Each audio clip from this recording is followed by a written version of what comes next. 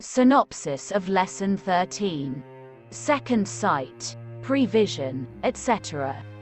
Many persons, in all times, in all lands, have possessed the gift of looking into the future. Not a superstition, but a scientific fact. The investigations of the scientific bodies, the Society for Psychical Research, and its reports on this phase of clairvoyance. Interesting case told by a leading Theosophist. Tragedy and funeral foreseen by clairvoyant prevision, or second sight. Historical instances. George Fox, the Quaker, and his second sight. The prophecy of the death of Caesar. Biblical instances. The celebrated case of Cazotte, which has become a matter of history.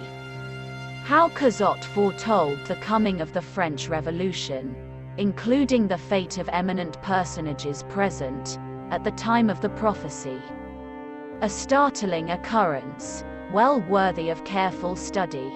The historical case of the assassination of Spencer Perceval, Chancellor of the Exchequer. Other well-authenticated cases. Symbolic visions. Irish and Scotch cases. Lesson 13. Second sight, prevision, etc. Notwithstanding the difficulties in the way of an intelligent explanation of the phenomena of future time clairvoyance, second sight, prevision, etc., of which I have spoken in the preceding lesson, the human race has always had a lively reminder of the existence of such phenomena, and the records of the race have always contained many instances of the manifestation thereof.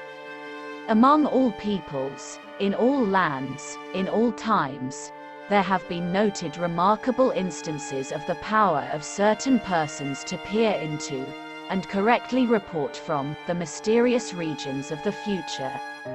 Passing from the traditional reports of the race, and the minor instances known to almost every person, we find that the scientific investigators of psychic phenomena have gathered together an enormous array of well-authenticated cases of this class.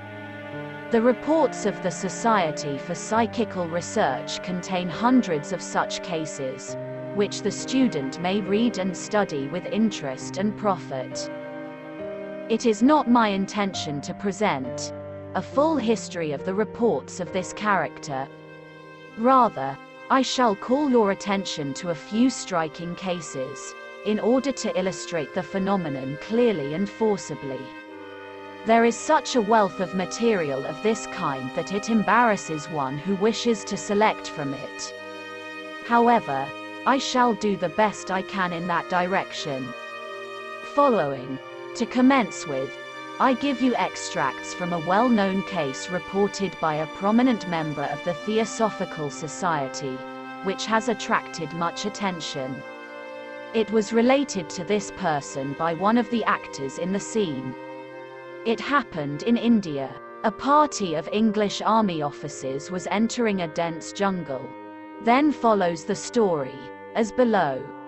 We plunged into the jungle, and had walked on for about an hour without much success, when Cameron, who happened to be next to me, stopped suddenly, turned pale as death, and, pointing straight before him, cried in accents of horror, "See! See! Merciful heavens! Look there!" "Where? What is it?" we all shouted confusedly, as we rushed up to him, and looked around in expectation of encountering a tiger, a cobra, we hardly knew what, but assuredly something terrible, since it had been sufficient to cause such evident emotion in our usually self-contained comrade. But neither tiger nor cobra was visible, nothing but Cameron pointing with a ghastly haggard face and staring eyeballs at something we could not see. "Cameron! Cameron!" cried I, seizing his arm, "for heaven's sake speak. What is the matter?" Scarcely were the words out of my mouth when a low but very peculiar sound struck upon my ear, and Cameron, dropping his pointing hand, said in a hoarse, strained voice, "There. You heard of it. Thank God it's over," and fell to the ground insensible. There was a momentary confusion while we unfastened his collar, and I dashed in his face some water which I fortunately had in my flask, while another tried to pour brandy between his clenched teeth, and under cover of it I whispered to the man next to me, one of our greatest skeptics, by the way, "Beecham, did you hear anything?"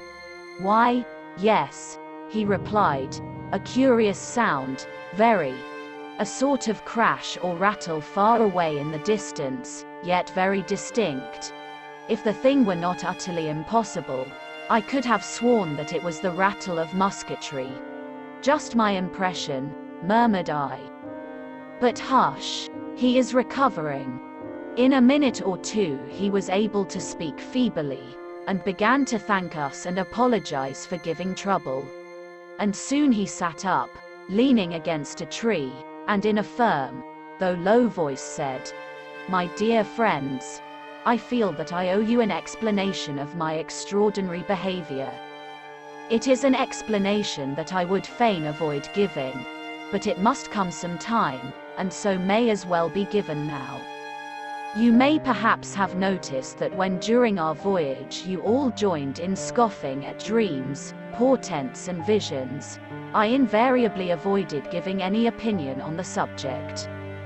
I did so because, while I had no desire to court ridicule or provoke discussion, I was unable to agree with you, knowing only too well from my own dread experience that the world which men agree to call that of the supernatural is just as real as, nay, perhaps even more real than, this world we see about us. In other words, I, like many of my countrymen, am cursed with the gift of second sight, that awful faculty which foretells in vision calamities that are shortly to occur. Such a vision I had just now, and its exceptional horror moved me as you have seen. I saw before me a corpse, not that of one who has died a peaceful, natural death, but that of the victim of some terrible accident. A ghastly, shapeless mass, with a face swollen, crushed, unrecognizable. I saw this dreadful object placed in a coffin, and the funeral service performed over it. I saw the burial ground, I saw the clergyman, and though I had never seen either before, I can picture both perfectly in my mind's eye now. I saw you, myself, Beecham, all of us and many more, standing round as mourners. I saw the soldiers raise their muskets after the service was over. I heard the volley they fired, and then I knew no more. As he spoke of that volley of musketry, I glanced across with a shudder at Beecham, and the look of stony horror on that handsome skeptic's face was not to be forgotten. Omitting the somewhat long recital of events which followed, I would say that later in the same day the party of young officers and soldiers discovered the body of their commanding officer in the shocking condition so vividly and graphically described by young Cameron. The story proceeds as follows. When, on the following evening, we arrived at our destination, and our melancholy deposition had been taken down by the proper authorities, Cameron and I went out for a quiet walk, to endeavor with the assistance of the soothing influence of nature to shake off something of the gloom which paralyzed our spirits. Suddenly he clutched my arm, and, pointing through some rude railings, said in a trembling voice, "Yes, there it is. That is the burial ground of yesterday." And, when later on we were introduced to the chaplain of the post, I noticed, though my friends did not, the irrepressible shudder with which Cameron took his hand, and I knew that he had recognized the clergyman of his vision. The story concludes with the statement that in all the little details, as well as the main points, the scene at the burial of the commanding officer corresponded exactly with the vision of Cameron.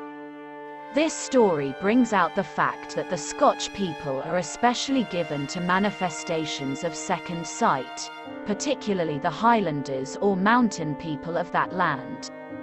It is hard to find a Scotchman who, in his heart, does not believe in second sight, and who has not known of some well-authenticated instance of its manifestation. In other lands, certain races or sub-races seem to be specially favored, or cursed, as Cameron asserted, with this power. It will be noticed, usually, that such people dwell, or have dwelt in the highlands or mountains of their country.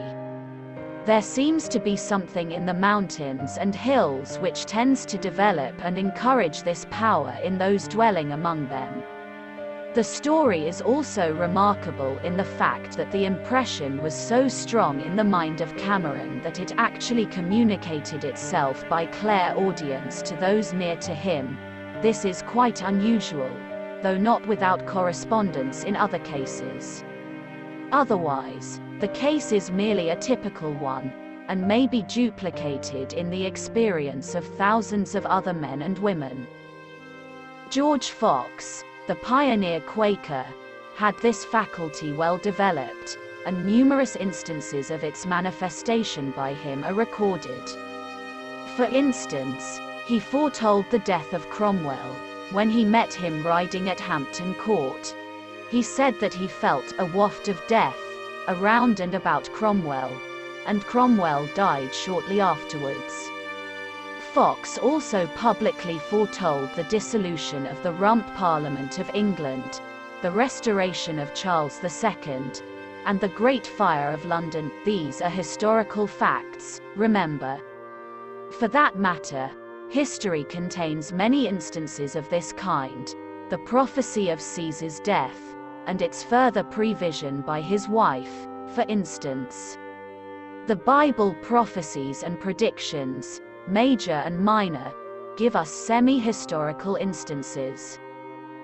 A celebrated historical instance of remarkable second sight and prevision is that of Cazotte, whose wonderful prediction and its literal fulfillment are matters of French history.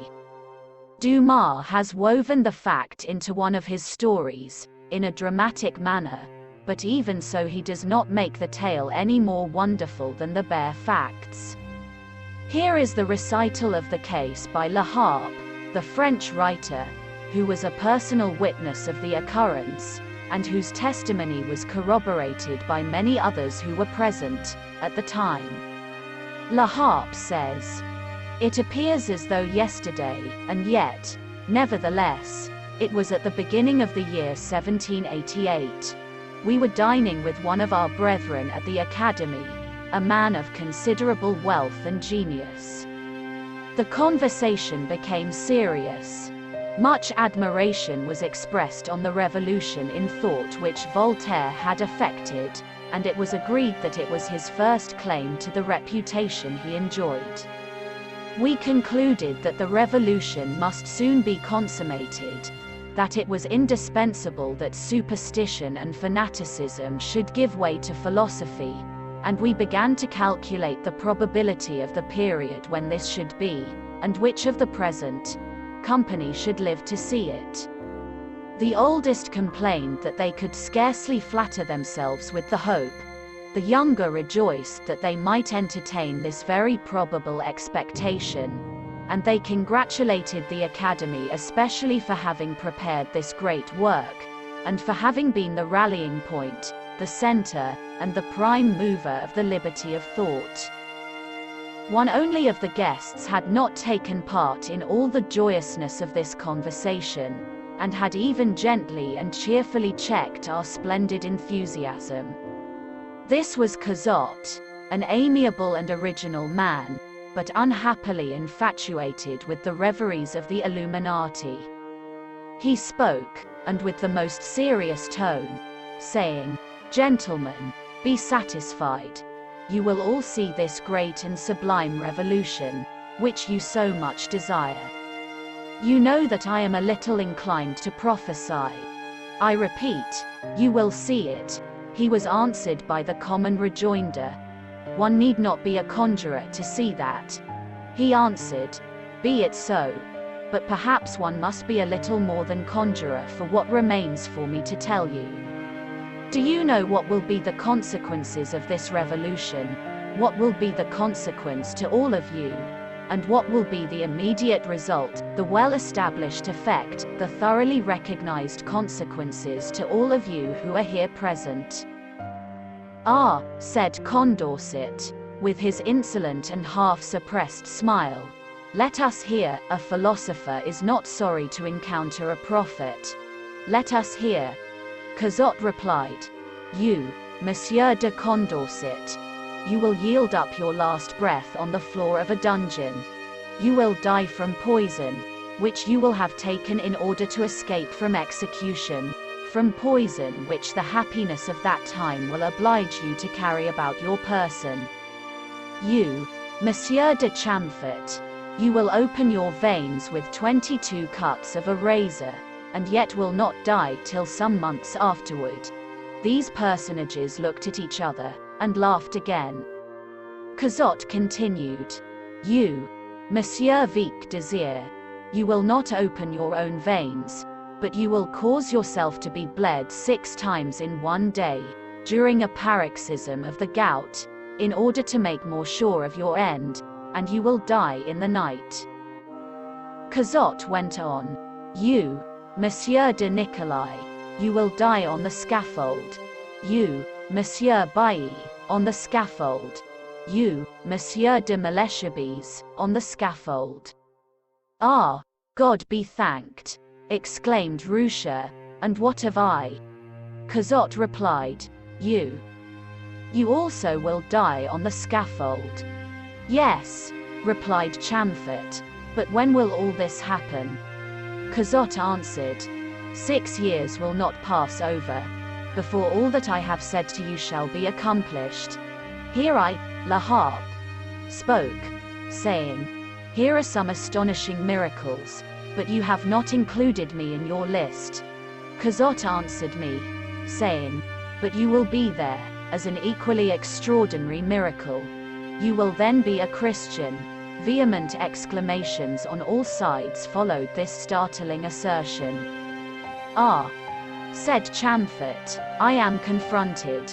If we shall perish only when La Harpe shall be a Christian, we are immortal." Then observed Madame la Duchesse de Gramont, "As for that, we women, we are happy to be counted for nothing in these revolutions. When I say for nothing, it is not that we do not always mix ourselves up with them a little, but it is a received maxim that they take no notice of us, and of our sex." "Your sex," ladies, said Cazotte, "your sex will not protect you this time, and you had far better meddle with nothing, for you will be treated entirely as men, without any difference whatever." "But what, then? Are you really telling us of Monsieur Cazotte? You are preaching to us the end of the world." "I know nothing on that subject, but what I do know is, that you, Madame la Duchesse, will be conducted to the scaffold, you and many other ladies with you, in the cart of the executioner, and with your hands tied behind your backs." "Ah, I hope that in that case, I shall at least have a carriage hung in black." "No, madam. Higher ladies than yourself will go, like you, in the common car, with their hands tied behind them. Higher ladies."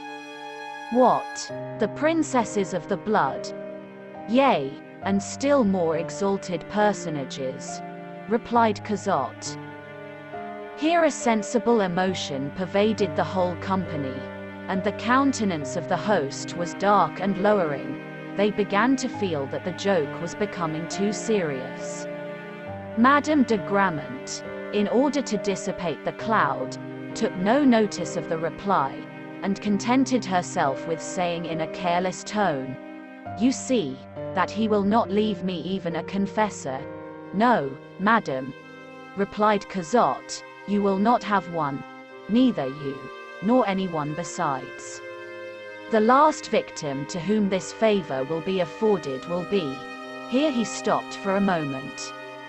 Well, who then will be the happy mortal to whom this prerogative will be given? Cazotte replied, it is the only one which he will have then retained, and that will be the King of France. This last startling prediction caused the company to disband in something like terror and dismay, for the mere mention of such thing was akin to treason. The amazing sequel to this strange story is that within the 6 years allotted by the prophecy, every detail thereof was verified absolutely. The facts are known to all students of the French Revolution, and may be verified by reference to any history of that terrible period. To appreciate the startling nature of the prophecy when made, one needs but to be acquainted with the position and characteristics of the persons whose destinies were foretold. This celebrated instance of highly advanced future-time clairvoyance, or prevision, has never been equaled. The reason, perhaps, is that Cazotte indeed was an advanced and highly developed occultist. The account mentions this, you will notice. This class of persons very seldom prophesy in this way, for reasons known to all occultists.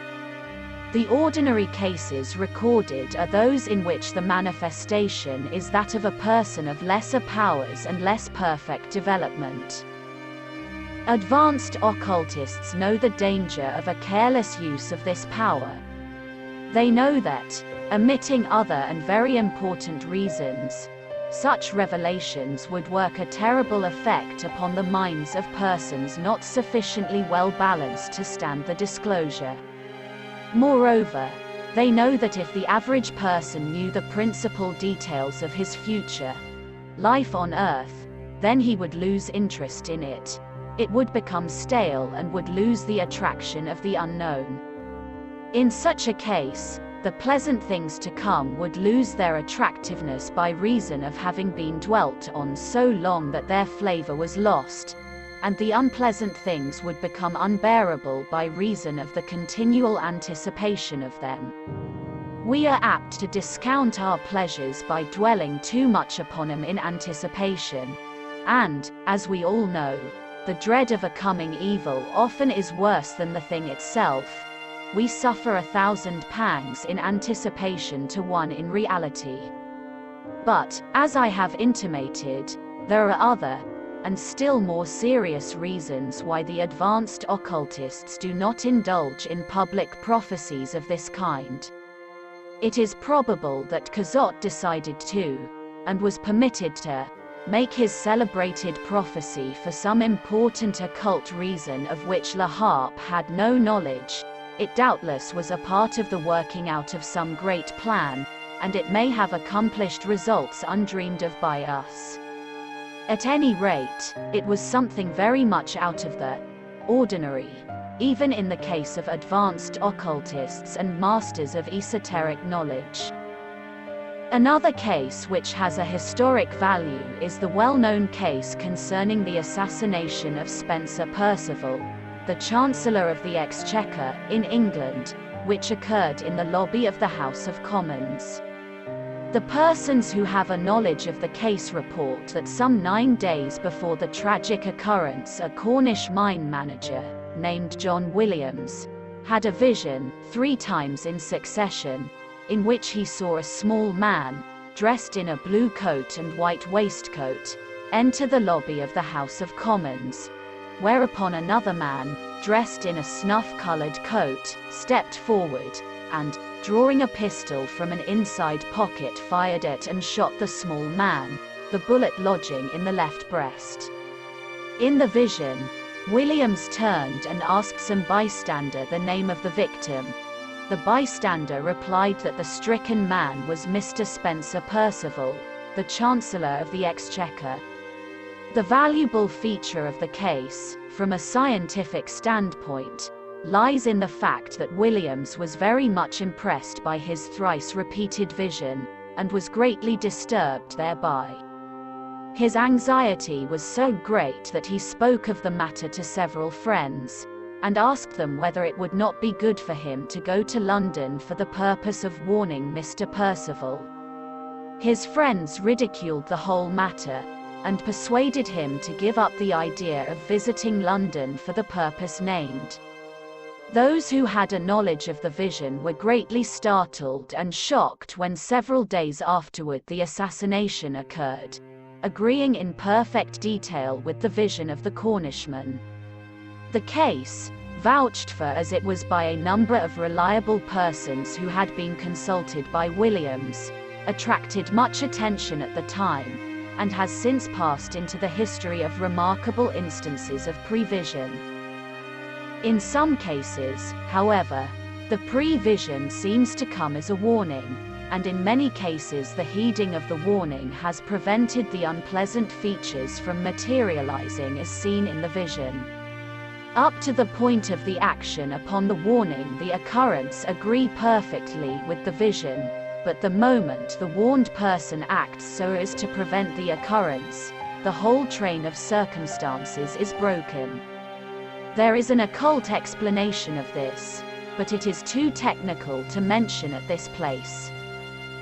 What is known to psychic researchers as the Hannah Green case is of this character. This story, briefly, is that Hannah Green, a housekeeper of Oxfordshire, dreamt that she, having been left alone in the house of a Sunday evening, heard a knock at the door. Opening the door, she found a tramp who tried to force his way into the house. She struggled to prevent his entrance, but he struck her with a bludgeon and rendered her insensible, whereupon he entered the house and robbed it. She related the vision to her friends, but, as nothing happened for some time, the matter almost passed from her mind. But, some 7 years afterward, she was left in charge of the house on a certain Sunday evening. During the evening she was startled by a sudden knock at the door, and her former vision was recalled to her memory quite vividly. She refused to go to the door, remembering the warning, but instead went up to a landing on the stair and looked out the window. She saw at the door the very tramp whom she had seen in the vision some 7 years before, armed with a bludgeon and striving to force an entrance into the house. She took steps to frighten away the rascal, and she was saved from the unpleasant conclusion of her vision. Many similar cases are recorded. In some cases, persons have been warned by symbols of various kinds, or else have had prevision in the same way. For instance, many cases are known in which the vision is that of the undertaker's wagon standing before the door of the person who dies sometime afterward. Or, the person is visioned clad in a shroud. The variations of this class are innumerable. Speak to the average dweller in the Highlands of Scotland, or certain counties in Ireland. Regarding this, you will be furnished with a wealth of illustrations and examples. This phase of the general subject of clairvoyance is very fascinating to the student and investigator, and is one in which the highest psychic or astral powers of sensing are called into play. In fact, as I have said, there is a reflection of something very much higher than the astral or psychic planes of being. The student catches a glimpse of regions infinitely higher and grander. He begins to realize at least something of the existence of that universal consciousness, in which we live, and move, and have our being, and of the reality of the eternal now, in which past, present, and future are blended as one fact of infinite consciousness. He sees the signboard pointing to marvelous truths.